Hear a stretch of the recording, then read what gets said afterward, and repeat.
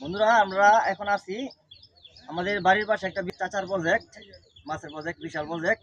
এখানে মাছ চাষ করা হয়। তো আমরা এখানে দেখতে পাচ্ছি যে কিছু লোকজন কাজ করতেছে। হ্যাঁ, ধানের চারা উঠাচ্ছে। এই মৌসুমে এখানে ধান চাষ করা হয়। এই মৌসুমে এখানে ধান চাষ করা হয়।